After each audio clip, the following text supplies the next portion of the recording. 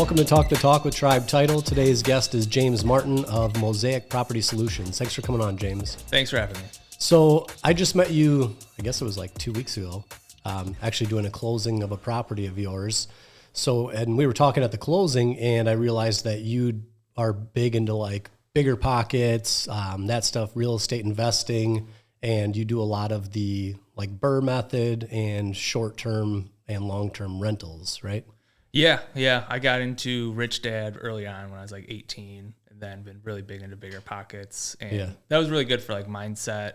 And then I got kind of lucky right out of college. I went into mortgage underwriting. So I was able to maximize my knowledge of the financing portion of it. Yeah. To move forward. Which is huge.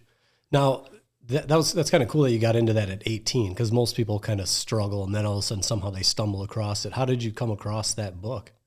I mean, my dad does own some manufacturing plants, so I think he actually like played it in the car when I was like 12. Okay. But that was like before my like time of comprehending like real life things like that. And then it always just stuck on me to, eventually to get back into it because I didn't want to work the rest of my life. So I figured I'd spend the time early on learning, because that's the first step of really getting ahead in life, is putting the time in to learn. And then, then you can do what you learn later in life when you get the additional resources that you need. Yeah. No, that's awesome.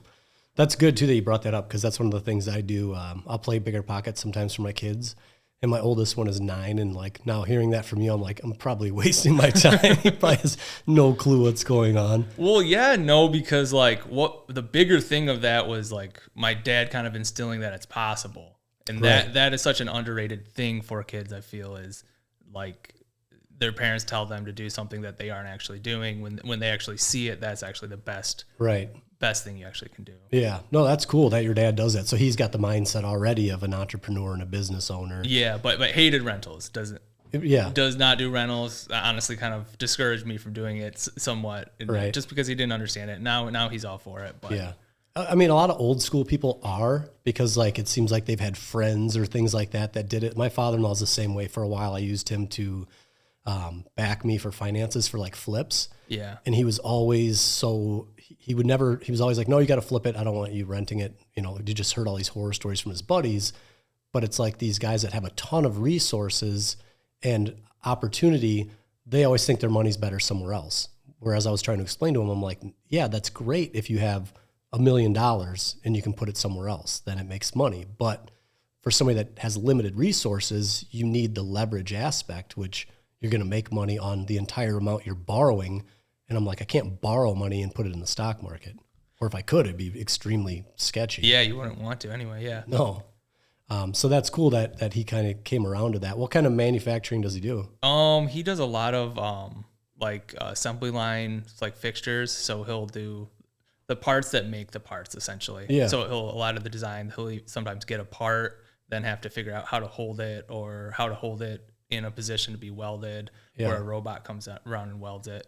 So I actually did that as a kid, and I kind of really disliked it. And that it was just hard, honestly. A lot of mental, like intensive, because you crash a machine, and it could be $100,000 of your typo of something where it crashes and breaks. So I didn't like that, and that kind of also pushed me to expand my knowledge to figure out how I wouldn't have to work indefinitely. Yeah, so find a way to make your own money, but to make it more of a passive capacity. Exactly. That's great. So now you still underwrite as a full-time job, right? Yeah. Yep. Okay, so now is your goal is that something you always wanted to do, or is your goal to do this stuff with property investing to where you can kind of bridge the gap and get away from that?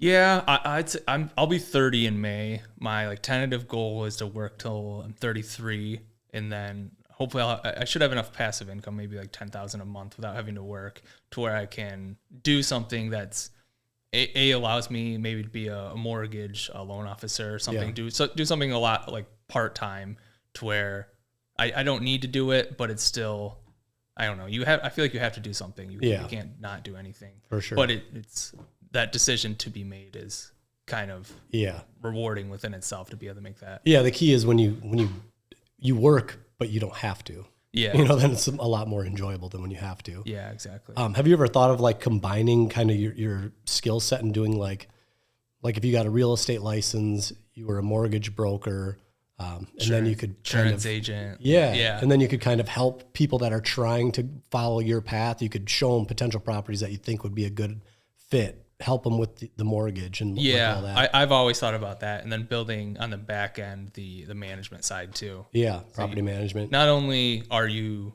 extremely helping people that wouldn't necessarily like be able to do that on their own just because they don't have the time, to fail enough to be able to have all that knowledge, but you're double dipping on a lot of other like revenue streams. Yeah. With all those. Do you follow Chris Crone at all? Yeah. He'll come up on my TikTok sometimes. Yeah. And I know he's a big one on now. He does that where he coaches and actually he'll line up these deals for people and helps them. But I know he gets some kind of back end on that deal where he's getting residual off that. So now it's like, his revenue stream is insane.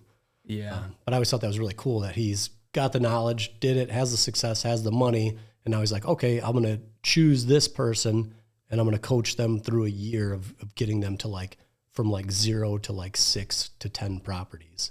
Yeah. It's pretty rewarding to do. I've done that with a few of my friends. Of one of my friends, we bought a property last year in Florida, one of the ones in Florida I own. And she had 2 properties before that, just a first and second home. And now she's up to 9. Oh, wow. And we just bought the one together. So I think she's bought 6 on her own. Okay. I found the first couple for her, but then she just went, discovered the parameters of it and now is off to the races and actually moving a lot faster than me. Yeah. Just because she has a little more resources than me. But I love being able to do, help someone like that. Yeah, for sure. That's cool. And they probably, one of the reasons she probably progresses fast too is the fact that she knows you, she knows somebody that's having success. Because it's always like one of those things where if you start a job and it's something kind of different and you see that person that's crushing it, but you don't know them and you're like, are they really doing that? Are they really making money? But when it's somebody and you see it, you're like, oh, okay, this actually works. I'm gonna go for it. Yeah, and the barrier to entry too. I feel like everyone perceives as getting into real estate is this daunting thing. You have to create an LLC, you have to do X, Y, and Z, but it's actually very easy once you create the systems around it. Yeah. So now how did you start? How did you find your first property? So I got somewhat lucky. One of my dad's employees at the time just went through a divorce and he was a flipper. So we were both somewhat, I was a senior in college, so I was relatively low on money. He was, going through a divorce, so perceivably low. Yeah. And then we both put $12,000 together. This was, I think, end of 2015, and flipped a house. I think we sold it for $72,000. Well, that was our net check. Yeah. And so we walked away with $72,000 and just paid for all the repairs ourselves or did them all. Yeah. So we had the $72,000. We might have some credit cards to pay off, but we took that and immediately bought 2-3 units. Nice. So then our next flip, we had the 2-3 units pretty much covering our expenses through it. And then it just became too much work to flip, which is 100% result of my, I guess, incompetence. Yeah. I could have done it more efficiently or whatever, but I just went into buying rentals after that. But that was really, I've never spent rental money, the income that comes in, on anything other than reinvesting it. Yeah. But those first 2-3 units I bought have been amazing. They've carried me through harder times than my other rentals, if they lost money or the flips, and they've gone up a decent amount of equity since 2016, 2017. That's awesome. So now, I guess we'll start with Michigan. Where are your rentals in Michigan?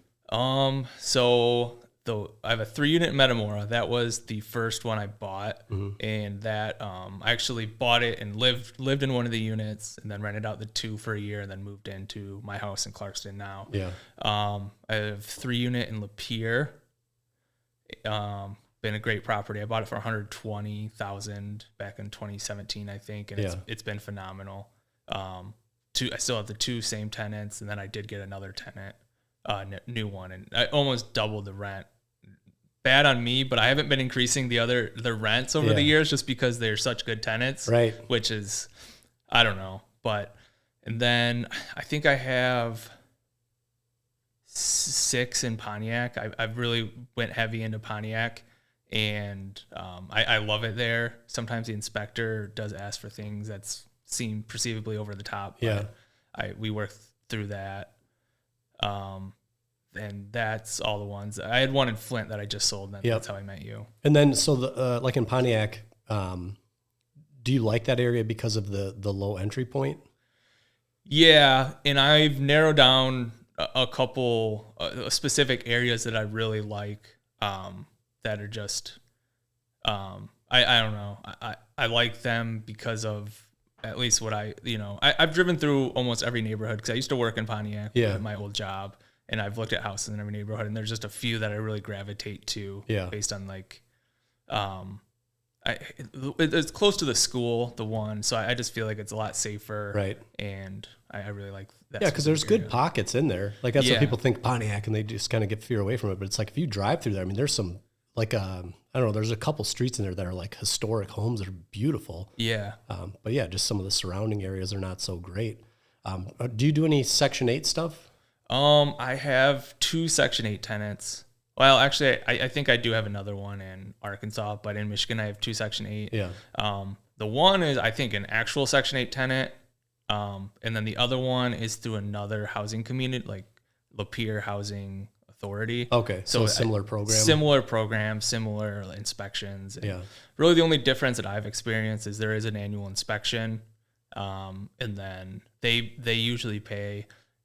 There's like a formula. I think it's like 15% they have to pay, but then it also has to be affordable. So they take, cause like people will look up on HUD, what, say in Oakland County, it's probably like $11.50, but then that is including in the utilities. So if you were at a Section 8 out, you can't get $11.50 unless you're paying the utilities too. So your rent would actually probably be closer to $9.50, right? Because there's the utilities that they factor into. That's the max they can totally spend on. Okay, for their total housing allowance. Yeah. Okay. And I mean, that part has to seem really appealing, because that's the thing I kind of look at too, is like, let's say you go into like a Walled Lake or White Lake area, 3-bed, 1-bath house, pushing it $2,000 a month. I mean, that's on the high end. Whereas, but the price of the house is probably gonna be close to $200,000. Whereas like in a Pontiac, you could probably get a house, from guessing, probably somewhere around 100, and your rent is still not that much lower than in these high value areas. Yeah, that's what's hard, but that's what I think is very smart about positioning your portfolio, to have both, because over the next 10 years, your house in Walled Lake, that's going to be worth $300,000. Right. And then this one's going to be worth $130, so there's no right answer, but you might buy that house in Walled Lake and lose money. So at least in the short term. So a lot of times it is smarter to either put down more money. So maybe put down 40%, which hurts in the short term. So you can cash flow from day one, or, have a portfolio position to where your other ones can kind of cover that if you're only breaking even. Right. And do you look at that as still a win? Like, I know that's a lot of people look at like cash flow, but it's like you said, if the property's going to go up $100,000 in 5-6 years, only if you can stomach it. Yeah. So like for me, I have the other long terms that can stomach it, because I really didn't buy any short-term rentals until I think I had 10 long terms before I even went short term. So I always could, but like I would never recommend someone who's making under 100,000 buy a property that breaks even every month. Yeah.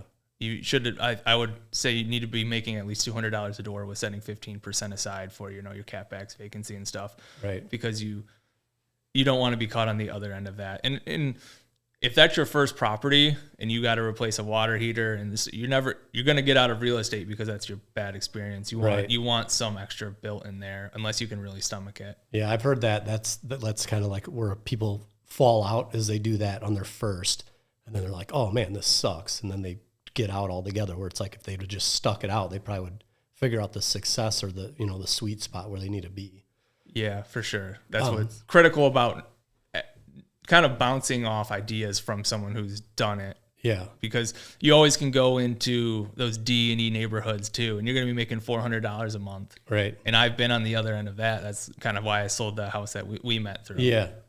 Was that a Section 8 house, or was that? It was through a shelter. It was like a women's shelter where they place like battered women. Yeah. And I honestly, I fell in love with the idea of like helping people in that aspect, but it just got to the point where I was, there was a fire. I had to replace the furnace.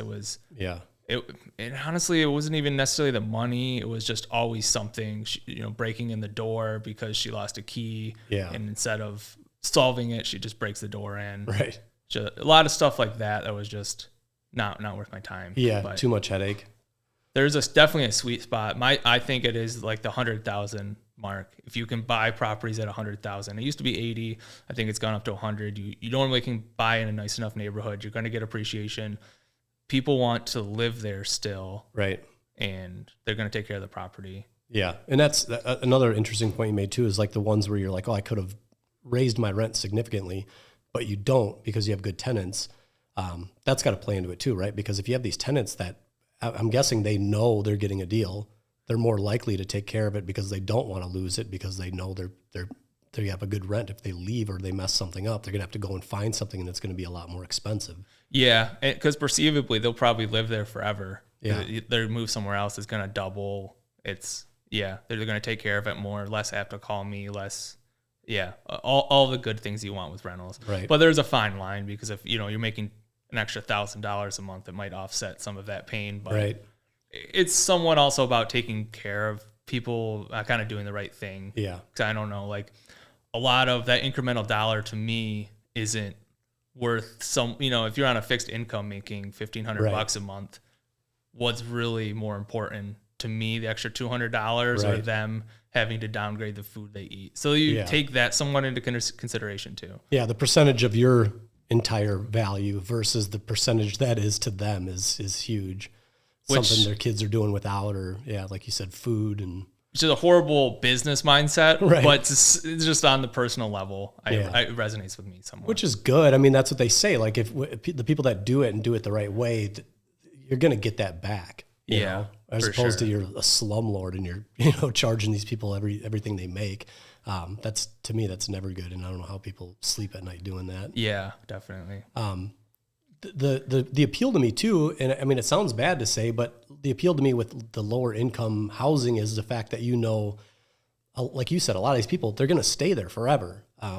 Unfortunately, a lot of them don't have the means or the ambition to ever be a homeowner, which to me, from a business side, is kind of a good thing. At least you're providing them with a good, safe home. But like you said, they're going to stay there. Yeah, for sure. And they usually take very good care of it if they plan to be there long, because if, like your own house, you're going to be there for the next 5-10 years. You're not going to bang the door in. So it's somewhat the same, like, pride of ownership. And it's very distinguished between my multifamilies and my single families. I have a lot longer stays in the single families and a lot more pride of rentership, I guess you would call it. Yeah. Yeah. I could see that. They take care of it and they want to show it to their family and have a little pride in it. Yeah.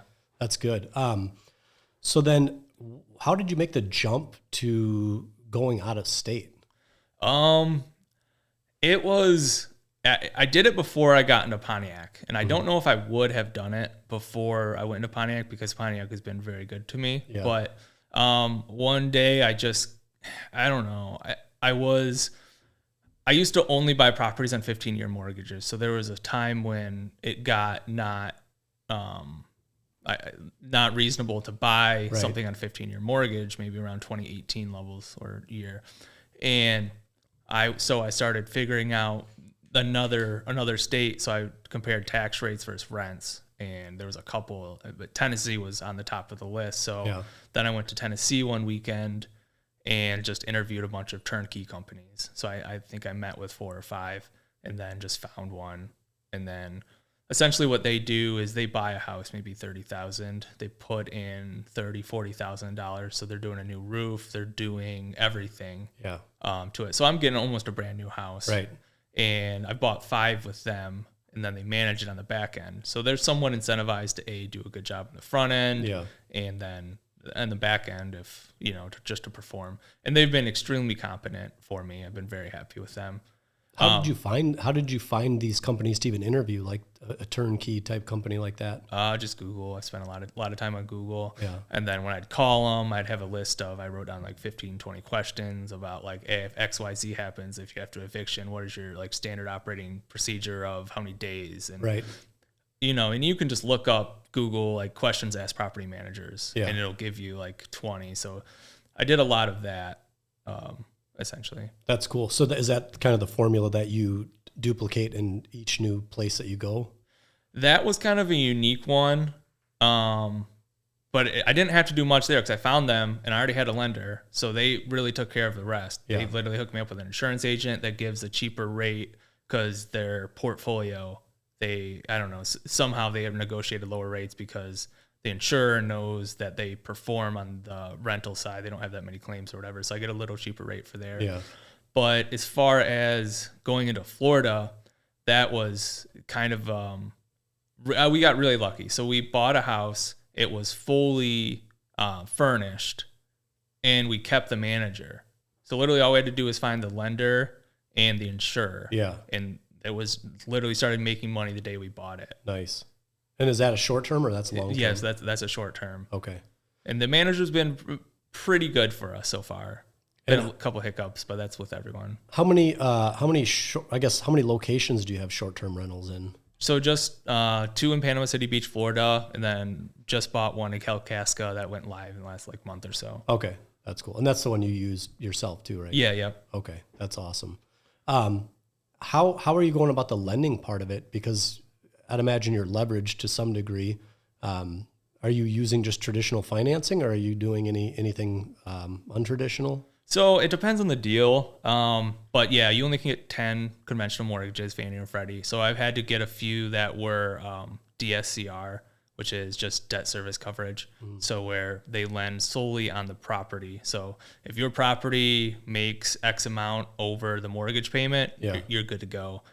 And then like the most recent 2 Airbnbs I bought, I've just 50-50 owner to where the other person will get the second home loan.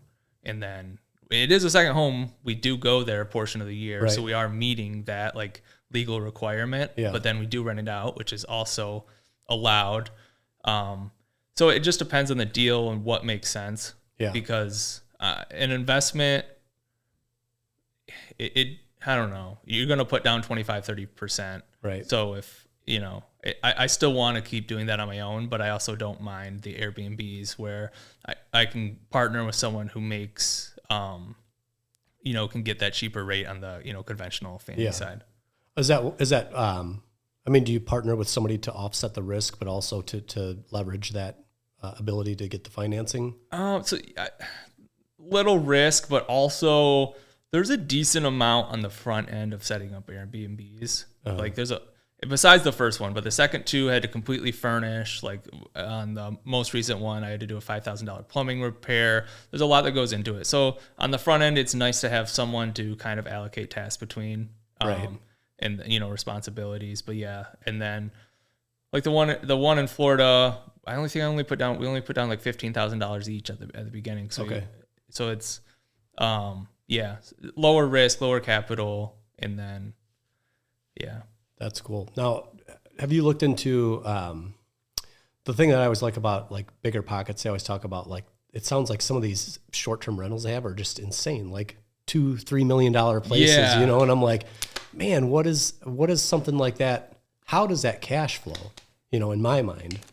Well, I don't know. I love to know what they're putting down too. Yeah. Because if you're putting down 600,000 and only borrowing on 500, then it makes sense. Right. So I don't know if that's just where they are. They needed to 1031 something into it. Oh yeah. Or because the numbers I run they don't work. Right. But there always is a way to make it work because if you owned it cash, you'd be doing good. Right. So there's some level between owning it in cash and financing that you could also work.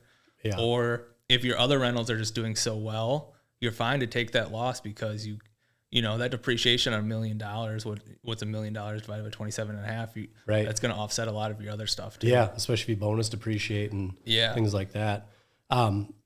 Now, with your company, Mosaic Property Solutions, do you see, so right now, is that just basically your investment company, or do you also do property management?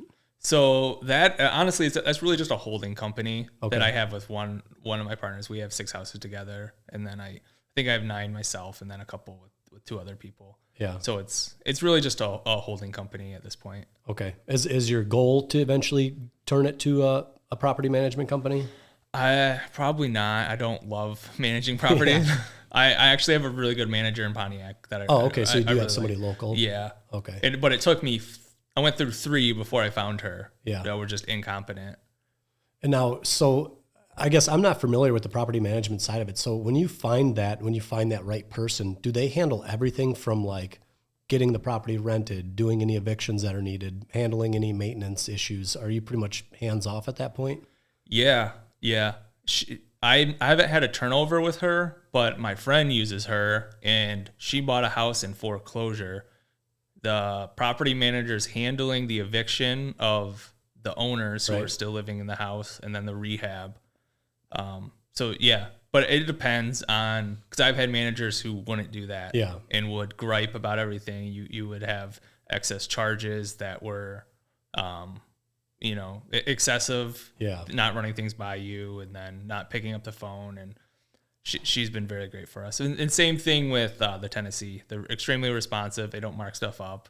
And they're just, they execute in the ways that you would want to be executed, or even greater, like thinking about an aspect that you wouldn't normally perceive. Right. So they do things above and beyond where you're kind of like, oh, I hadn't even thought of that. Yeah. Okay, that's good. And they take care of a lot of things that you wouldn't even think of. So like they 1099 their own contractors. Those are things you have to like think about going into real estate. Right. And if you can take all of those like extra tasks out of the way from the beginning, I feel like it would have helped me. Right. And it's a pretty genius business model, because they find it. They're obviously, I'd imagine they're making something on the rehab costs. Yeah. And then it's just job security. I mean, they're lining up these places that are then going to fall into their portfolio of management. So, I mean, it's a really smart way to do it. But like you said, that's a ton of work. Yeah. Yeah. And I've thought about real estate almost all from like the finance aspect of it. Yeah. So I just want to move money here to here, make this amount of return. And it was super easy when rates were 4%. You could buy almost anything. Now I have $1 now. I don't know if it's where it's best spent. Is the stock market going to go up 20% the next year? Or is, am I going to break even on real estate, or, it used to be a lot easier. It's definitely, you have to be smarter and probably have more money. Yeah. Now, do you think, has that kind of put a freeze on what you're doing, or do you still look for the deals? No, I'm sitting on the proceeds from the last house until, a couple months. And then my goal this year is to buy 2 more long-term, and then buy another Airbnb. Yeah. Maybe in the UP. Nice. Like that. Do you plan on, staying local? Like, do you want to do Pontiac again? You said you kind of like that spot. It's just all situational, like what the deals. Right now in Pontiac, in the area that I usually look at, like there's only 2 bedrooms for sale. Yeah. So I already have, I think, 2 bedrooms in my portfolio, or 2 bedrooms. So I ideally want to add only 3 bedrooms. So I might have to deviate from where I am. But. Right. That's what I was going to ask too. Is that kind of your sweet spot? Because I've looked at a bunch of 2 bedrooms that I was looking at for potential rentals, and then I'm like, man, I just don't know if the appreciation is going to be there on the sell side. So that I've kind of limited myself to 3 bedroom as a minimum. Is that kind of your thinking? I would recommend that for the bulk of your portfolio. Yeah. You don't want to set up a portfolio that's really hard to liquidate. Right. So if you don't want 3 months, every house is going to take 3 months to sell. Yeah. At perceivably that lower value too. Right. And then, so the stuff that you have in Pontiac, you said you have a mix of multifamily and single family? I just in Pontiac are all single family. Oh, okay. I would like to get in multifamily. It's just the areas usually are less desirable, just based on like when stuff was built and stuff. Yeah. So now, what's your goal moving forward? Like, let's say 5 years out, is your goal to just continue to buy a mix of long-term and short-term rentals until you can get to that cash flow number you're looking for? I would love for interest rates to come down and be able to get into bigger multifamily or storage units. Or even laundry mats or stuff like that. But it's with interest rates, you have to kind of piece deals together. Yeah. Have you thought at all about campgrounds? No, but I'm all for the glamping thing. And I think there's a sweet spot too where you can get a certain amount where you don't have to get like campground designation from the state. Right. If you have under a certain number of sites, so you might be able to find a sweet spot in there too. Right. But in Michigan, it's hard because, third of the year, you're not going to bring any reds in. Right. So if you were going to do this, it would be hard, but you try to do it in like Tennessee or somewhere where you could at least get, 10, 11 months out of the year. Right. How many places do you have in Tennessee? Just 3. 3? Okay. I like how you say just 3. To most people are like, oh my gosh, that's killing it. So now, is that a place that you see growth as well? Do you think that's going to still continue to be a flourishing market? Yeah. With taxes are low, people are, I feel like, are flocking to Tennessee and Florida. Yeah, I've seen a lot of people from Michigan that have moved to Tennessee in the last couple of years. Yeah. And then Florida as well. I had a bunch of friends in Chicago that have all moved to Florida, and I know like Naples is where they are, and I mean that's a booming market. Yeah, almost you can throw a dart at Florida and it's going up. Yeah, that's cool. The one thing too that I like is that you have kind of the underwriting background, which gives you a lot of the finance end. What do you? I mean, I guess you probably know more than I do. Where do you think things are going to go as far as rates? It's a really like an economic question. It has, I feel like, a lot to do with inflation, but I could see at the end of the year, hopefully they would lower, but at the expense of the economy doing significantly worse. So You're either hoping the economy does worse so you can buy real estate and unemployment goes up, or, rates stay somewhat high. But as long as they stabilize, I feel like that's the main thing. People are not selling their house, which is negatively affecting real estate, because they hope rates will come down, because no one wants to give up their 3% for an extra bedroom to go to 6%. But if that's just the necessary evil and it's just standard, like somewhat standard now, I feel like it'll eventually be fine. Right. It was before my time, but at 12% we had interest rates, we had a healthy real estate market. Yeah. So it's, I think it's a perception thing too, because a lot of people they started their hunt in the 3%, so now they're like, oh my gosh, 6%. But it's like you said, that's a healthy rate, and that's probably where it should have been. It was artificially low for so long. Once that becomes the norm and that becomes the perception, then hopefully it'll start to get people moving again. And it scares me though, with like you said, if the economy does bad, then it's like, well, now this house you hung on to because you didn't want the rate, now it's selling for less, Yeah. It's different for a first-time home buyer compared to an investor, because if you can cash flow, who cares? Yeah. I mean, to a degree. If it goes down 50%, you care. But if it goes down 20%, you plan on holding it for 5 years, it's going to catch back, and you're going to make money renting as long as you put good tenants in there who can pay. Yeah. But I don't know. I look at it as like the market goes up 9 out of 10 years, or, something. Right. So if you keep betting you're in the 1 year that it goes down, you're probably not. Right. But eventually you will be, and then you'll be smart then, but missed out on the 4 years that you kept betting it was going to go down. Right. Yeah. So it's like if you just play consistently all the years, you're going to have a couple years in there where you did great. And it'll offset. Same thing with stocks, dollar cost average into it. Yeah. If you do that with real estate, you'll be fine. Right. Do you plan on, like everything you have now, for the foreseeable future, do you plan on holding all those investments? Yeah, for now. I could see myself 1031ing stuff into bigger stuff, but for now it makes sense. I think I'm 4 or 5 years away from paying off a couple of my 15-year mortgages that I've been paying extra on. So, if I did want to stop working, those are, small balance mortgages I could, and that's like an extra $1,000 pension a month for not having that mortgage payment. Yeah, for sure. So it's definitely two ways to think about it. If you just want the extra money coming in now, or if you want your greater return on equity. So, you're sitting on a couple $100,000 of equity in a property that's not doing anything. Right. And you can go leverage that, take a bigger loan, and then over time, that'll be a better investment for you. Yeah. Because, your return on equity will be a lot greater. But, there's other sometimes you just want peace of mind too. Yeah. Yeah. Do you want to hit cruise control and drive an Audi, or do you want to like roll the dice and drive a Ferrari? Yeah. Yeah, because you could get caught in the back end of it too. Yeah. Especially on the commercial stuff where you're only locked in for 5 years usually. Right. And then a lot of those, I'm assuming, are coming up due. Your cap rates are going to be pushed way down because you're going up, doubling your interest rates. Yeah. I heard something too about that, about the cap rates now coming down, now they're really low. And it's because a lot of people sold in the high and they have this 1031 money.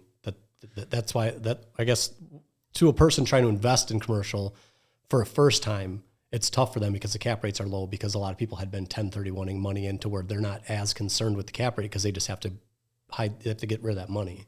Yeah. Plus you have a lot of institutional money coming into different parts of the market, and that in particular. And it's hard to compete with someone who can issue bonds at 3% when you're borrowing at 7%. Right. How do you make that deal work? Yeah, for sure. New person getting into this, like where would you suggest starting? So if you don't own a house, I would suggest buying a duplex, live in the one, and hopefully rent out a bedroom, and then rent out the other side. And no one wants their first house to be a duplex, right? But like, you're doing yourself such a favor for your like future self. Yeah, live in that for a year, then go buy a house, maybe that $150,000 range, maybe a little close to your job or whatever. That needs little deferred maintenance. Yeah. Fix it up a little bit, live in that for a year, and then rent that out, and then go buy the house that you think you deserve, or that you can afford. Right. Where you have 3 other things paying, to where now you're somewhat on autopilot. Those 3 other things possibly could buy you another house every year. Yeah. And even if you never wanted to touch real estate again, you have those 3 other things. You can usually buy them at only 5% down, to where if you buy a rental, you're looking at 25, 30% down. So you can get into it, relatively easy. Yeah. If you already have a primary and you kind of, it doesn't make sense from a lender's perspective that you're going to go buy a duplex and live in it. Right. Right now it's hard. So like, unless you have that huge wherewithal, I would recommend probably putting down 30, 40% where you can still cash flow on day one. Yeah. So now you're saying too, a couple of years are getting close to being paid off. How do you kind of percentage yourself as far as like what you want to keep out of, because you said you don't typically spend the money that you get as far as your cash flow, right? You kind of keep that in reserves to either invest or, at what point, I guess, at what percentage do you get enough in your I guess, operating account that you decide like, okay, I'm going to go ahead and pay extra on these mortgages to try to get them down? I usually just try to keep like 10 or 15,000 somewhat liquid. And then every time the other account gets to like 20, 30, I just redeploy that. But I have lines of credit too. So it's not, I would probably recommend having more reserves if I didn't have HELOCs that I could draw on, if I needed to. Yeah. But I definitely wouldn't recommend, there does come a point where the number of properties, there's no like fixed number. You need 3,000 or 5,000 per property. There's no need to sit on $100,000 or whatever it is. But, you definitely want to have reserves. Yeah. Do you use the HELOCs a lot for like leverage and things like that? Do you have HELOCs on some of the investment properties? Only one on investment, because it's hard to get them on investment properties. And then I have one on my primary. Mm-hmm. And I use that to grow when it was a no-brainer to grow. When interest rates were 4%, you had to not, I don't know, it was a no-brainer to go buy a house at 4%. Yeah.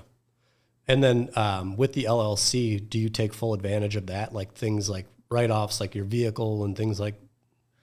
I mean, the LLC honestly doesn't really offer any tax advantage that I've seen that you can't claim on your individual tax returns. Gotcha. It's more of just like somewhat liability protection, which is almost, you can quote unquote pierce the corporate veil. Right. So it's almost, it's just how I started running my flips through it. Yeah. But I don't know. I guess I write off some miles, but the depreciation is what really helps you. Yeah. Because especially on the Tennessee properties, they have almost no expenses because they're all brand new. Yeah. To where I need some losses from depreciation from some of the Airbnbs to offset that. Okay. And then do you do any of the like bonus depreciation stuff? I have not needed to. Okay. But if I was struck with a large tax bill, Yeah. I would try it. Yeah. And then I'm guessing you must use like a CPA or something too, since you have all this stuff going on. I have a CPA. Okay. Is that another thing that you kind of interview for and make sure like, hey, this one's, or just kind of? I found him on Bigger Pockets. Oh, really? And Okay. he seemed to be competent. I've got audited, so. Is it a local person or? Yeah, I think he's out of Waterford. Oh, so you use like the Bigger Pockets, like the whole thing where you can go online and look at different things. At a point, I did, yeah. Okay. I used it for that. Was that pretty useful? Because I've never gone on to their actual website and seen their tools. I mean, this was like 6 or 7 years ago, but it got me what I needed. So yeah. Yeah. Okay. That's cool. I mean, that's all really, I've never talked to somebody that's actually done it. You know what I mean? I've talked to so many people who are like, oh, I want to do this, this, and this, but it's cool to see somebody that actually did it and has moved into multiple markets. Is there any market that you want to get into that you're not currently in as far as like a location? Oh yeah. I would love to have an Airbnb in a desert area and then a mountain area. Yeah. And I was very close to being able to put that all together, but interest rates just moved. I was at like every week I was looking at houses like kind of right outside Phoenix. Okay. And then I've looked in Gatlinburg a lot, but the houses are too much for the amount I can put down and still make money. Yeah. That's where I lived for a long time. I lived in Gilbert, so right outside of Phoenix. Oh, okay. But I've lived all over. I've lived Scottsdale, Tempe, Phoenix, Gilbert, Chandler. So I'm real familiar with that area. But yeah, same thing. I had a rental in Gilbert. It was our primary, and then we moved back here and we kept it for 3 years. We had it as a rental.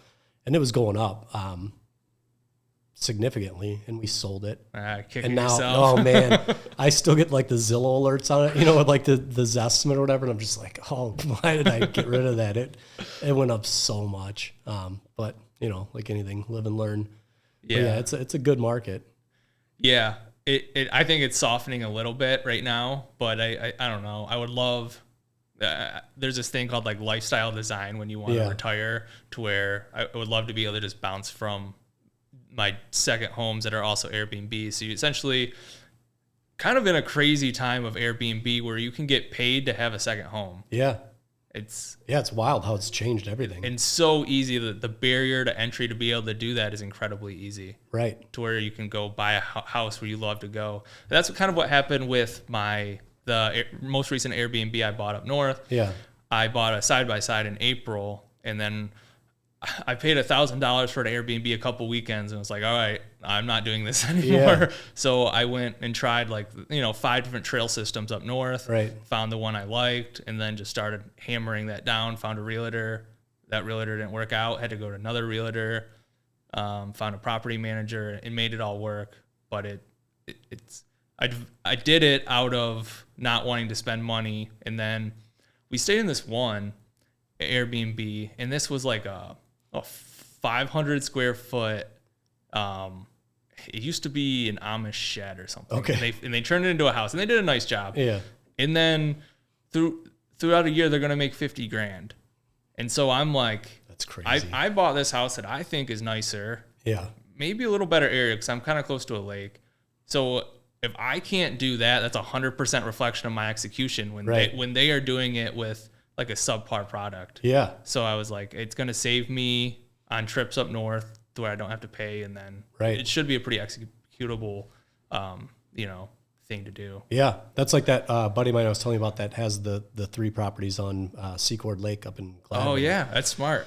Yeah, and they actually had their second home up there because that's where they went on weekends. But yeah, then when the dam or whatever let out and the lake drained, and then it was just like they saw the opportunity, bought 2 more, decorated them really nice. I mean, they're set up for Airbnbs. They have one that they use as their families, but the other 2 are Airbnbs.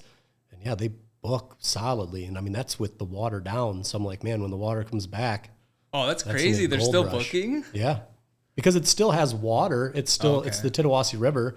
So it's still water in there. It's just not up to its full level. So you could still stand up, paddleboard, kayak, that type of stuff. They even pontoon in there. They just can't surf or anything like that because there's a lot of exposed stumps and things like that. Oh, okay. But yeah, the water's supposed to be back within 2 years. So I mean, just the appreciation in the property alone, plus offsetting that time of wait by renting it in the meantime, it should be a killer investment. Yeah. I know you're the same way. There's just something about being up north, like northern Michigan, even all seasons, especially in the summer though, but there's just nothing like it. Yeah, it's cool. I've looked at Silver Lake a bunch, and like I was kind of behind the curve because it seemed like they were affordable for a while and I didn't have the resources to do anything about it.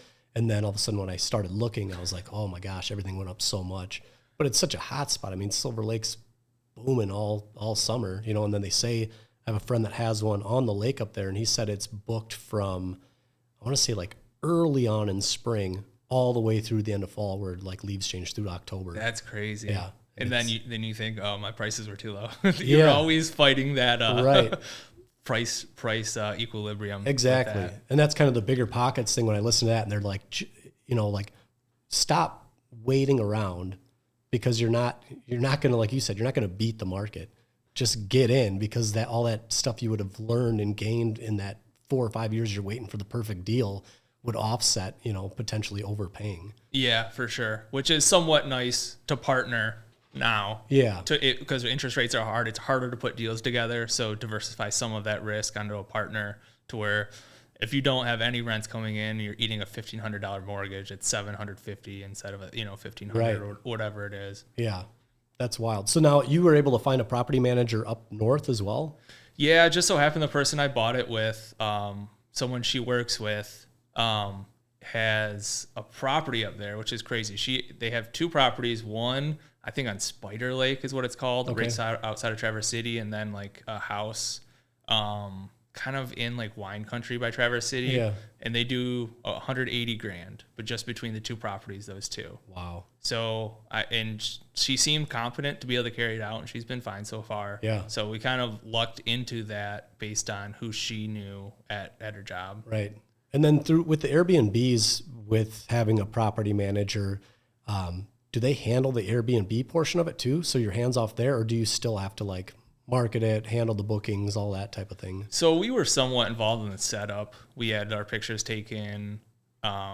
We both worked in the listing, but she handles the guest interaction, handles the cleaner, handles paying the cleaner, and then we just get a monthly invoice and then, settle after that. Right. Essentially the money is deposited in our account from each Airbnb booking. Right. And then we settle up at the end of the month, where the ones in Florida, they handle everything to where they intake the money from the guest and then pay us at the end of the month. Okay. Gotcha.